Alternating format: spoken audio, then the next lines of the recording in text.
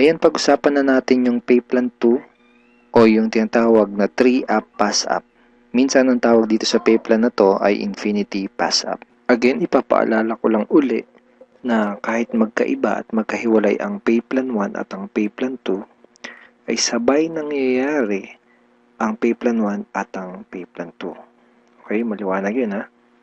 Sabay sila nangyayari. In pay plan 2 o yung 3-up pass-up, kikita ka ng $20 sa lahat ng direct referrals mo. Maliban lang sa second, third at seventh referrals mo. Bakit? Dahil ang second, third at seventh direct referrals mo ay maipapasa pataas sa taong direktang nag-refer sa iyo sa SWA. Okay, maipapasa sila doon sa direct sponsor mo. Sa madaling salita, you will earn $20 from your first, fourth, fifth, sixth, and 8th up to infinity. Next, you can earn unlimited $20 every day. Again, wala ding flash out, no flash out, and no maximum income dito sa pay plan 2. Let's say may 8 kang naging direct referrals. Tulad ng sabi ko, sa kanilang lahat ay may commissions ka na tag to $20. Maliban lang sa second, third at seventh referrals mo. Dahil ang second, third at seventh referrals mo ay maipapasa sa iyong sponsor.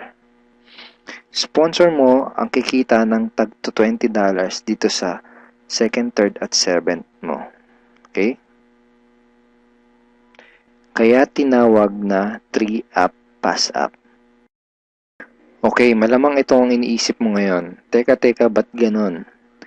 Ikaw yung nagpakahirap at ikaw yung nag-effort, bakit iba yung kumita or nakinabang? Huwag kang mag-alala. Yung pay plan 2 is actually a very powerful compensation plan na malaki ang pwede maging advantage para sa'yo. So, explain ko kung paano yun. Dahil lahat ng direct referrals mo ay gagawin din ng negosyo, lahat sila ay magkakaroon din ng mga referrals. Tama? At dahil ikaw ang kanilang sponsor, sila naman ang magpapasa ng kanilang second, third at seventh referrals sa iyo. Okay? For example, itong si Mark. Kanyang second, third at seventh referrals ay maipapasa niya sa iyo. Ikaw ang kikita ng tagto $20 sa second, third at seventh referrals ni Mark. Okay? Ganon din kay Toby. Yung second, third at seventh referrals ni Toby ay maipapasa rin sa iyo. Ikaw din ang kikita ng tagto $20 sa second, third at seventh referrals ni Toby. So, ganon din ang mangyayari kay Fred, kay Dayan, etc. Kikita ka ng tagto $20 sa mga second, third at seventh referrals ng mga direct referrals mo. Pati itong mga naipass up sa'yo, kung mapapansin mo parang naging considered as direct referrals mo na rin sila dito sa pay plan 2. So, pati ang mga yan ay magpapasa ng kanilang second, third at seventh referrals nila sa'yo. Darating yung time na araw-araw ka nang tatanggap ng mga tag to $20 sa email mo. Doon sa mga $20 na commissions mo, ganito yung email na matatanggap mo from SWA. Okay, see the $20.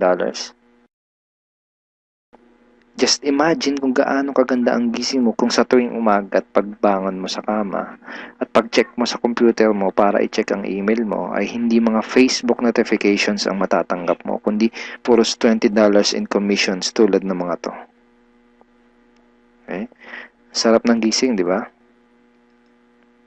So, okay, yan yung mga yan. Parang ganyan yung matatanggap mo. Now, let's try to compute the potential income for this pay plan.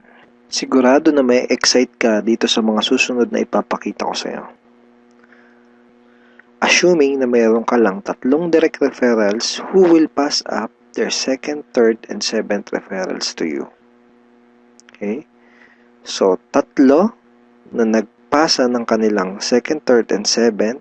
So, 3 times 3, that's a total of 9 times $20 yung SWA Pay Plan 2 commission times $20, that's a total of $180. So, in peso, that's 8,100 pesos. Now, yung 9 na yun ay considered as your direct referrals na rin sa Pay Plan 2 lang. Okay? Ibig sabihin, yung 9 na yun ay magpapasa ulit ng kanilang 2nd, 3rd, at 7th sa'yo. So, 9 times 3 equals 27 times $20 commission, that's a total of $540 or 22,680 pesos. Then, yung 27 na naipass up lang sa'yo ay again considered na rin as your direct referral sa Pay Plan 2 ay again magpapasa ng kanilang 2nd, 3rd, and 7th sa'yo. So, times 3 again equals 81 times $20, that's a total of $1,620. In peso, that's 68,040 pesos. And then again, yung 81 na yun, magpapasa up ulit ng kanilang 2nd, 3rd, and 7th.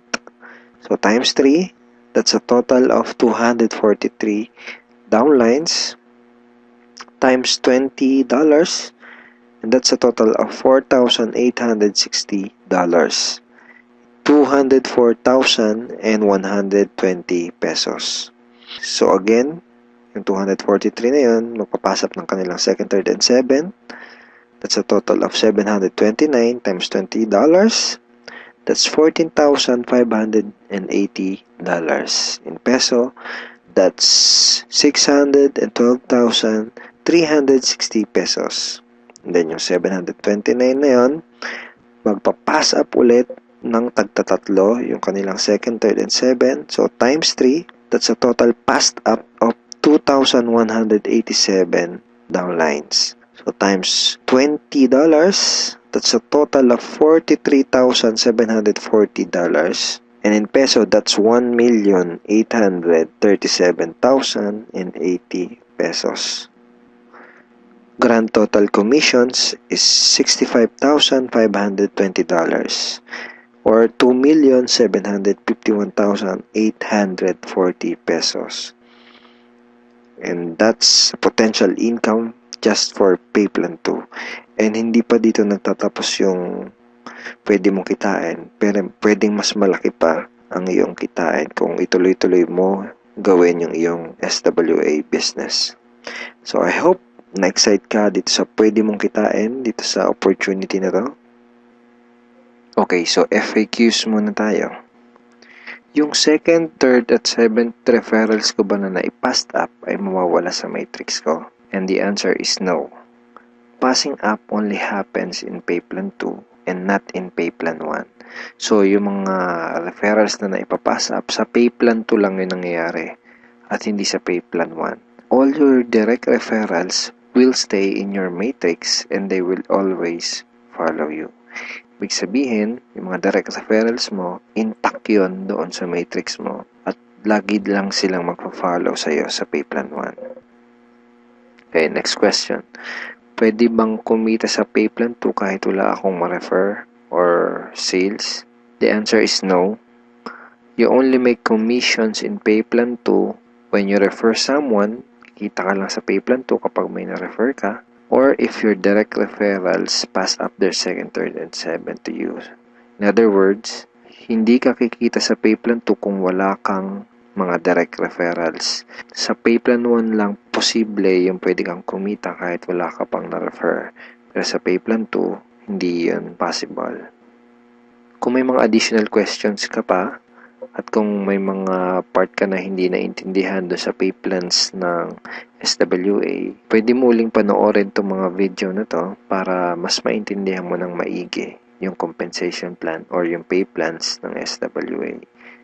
So ngayon, ang pag-usapan natin ay yung mga benefits mo once na maging part ka na ng aming team, yung Team Unstoppable Internet Entrepreneurs.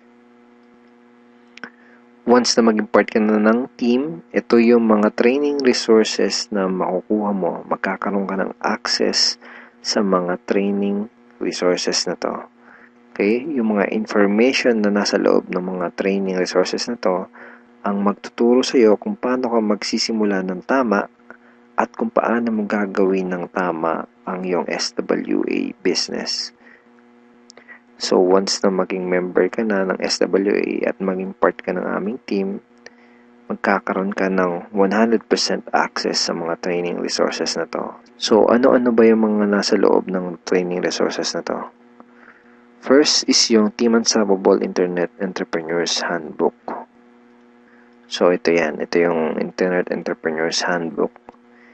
Nandito sa ebook na to, yung tinuturo namin na 3 strategies of promoting your business on the internet.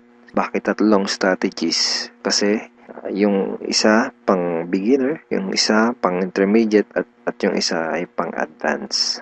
So kahit first timer ka pa lang at kahit wala ka pang background sa industry na to, ay meron kami nakahandang trainings para sa iyo at para matulungan ka magkaroon ng tamang start sa business mo. Next is yung how to handle prospect objections. Okay, ito yan. Ito yung loob niyan. Basically, sa business na to, yung mga magiging prospects mo ay magkakaroon ng mga questions once na makita nila yung opportunity. And it's very important na alam mo kung paano sasagutin ng tama yung mga tanong nila. Most networkers ay nagfe-fail dahil hindi nila alam kung paano sasagutin yung mga question ng prospects or yung mga objections ng kanilang prospects.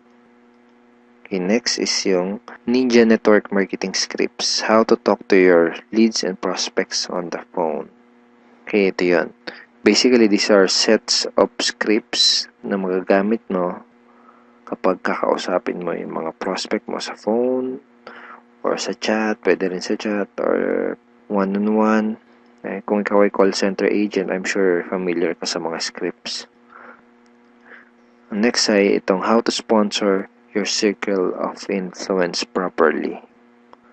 Okay, ito yun. Okay. So, ituturo din namin sa iyo kung paano mo i-approach ng tama yung mga kaibigan, kakilala at kamag-anak mo. Dito mo matututunan, dito sa ebook na to, mo matututunan kung paano sila i-approach ng tama. Okay? Ayan. May mga sample email din yan na pwede mong isend sa mga kakilala at kaibigan mo. It's a step-by-step training ebook. Okay? Tignan mo step 2. So, isa to sa mga step-by-step na mag-guide sa'yo kung paano mo gagawin yung negosyo mo ng tama kung first time mo pa lang papasok sa ganitong klase ng business. And next ay itong how to create your automatic recruiting system, the 3M system blueprint. Basically, this is a video tutorial paano gumawa ng website na tutulong sa'yo para i-promote ang iyong business. Matututunan mo kung paano ka gagawa ng ganitong klase ng website. Ito yung website na tutulong sa iyo para mas mapadali mong gawin ang iyong SWA business.